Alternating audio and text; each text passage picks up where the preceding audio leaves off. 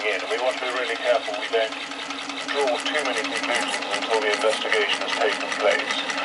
But it does look to us as if this is another example of a member of the Afghan National Security Forces attacking our soldiers, rather as the incident last November. And this does represent, therefore, a really serious breach of trust. Is that the Prime Minister made this statement?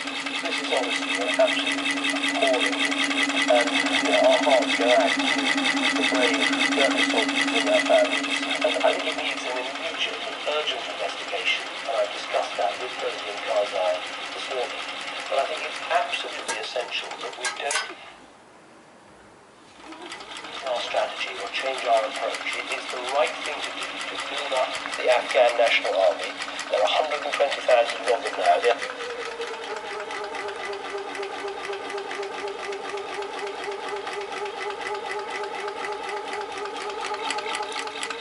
going to be able to bring our troops back home. There was a similar message from Captain Doug Beattie, who served two tours in Helmand with the Royal Irish Regiment and who worked closely with the Afghan National Army.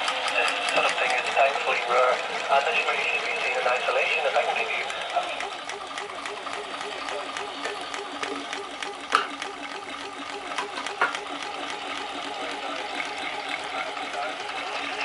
British soldiers in Helmand are actually partnering the Afghan army, so it must be viewed in isolation, and it's only happened 3 times since 2006. So I don't think this is going to derail us in any shape or form. I think the partnering of the Afghan army has to be the way forward. I think we will continue to do that. Defence correspondent Jonathan Field. What details do we have?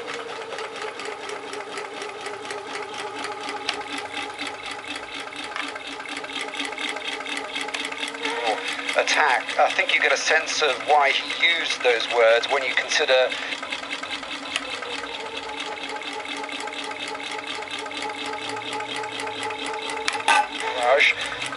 where British troops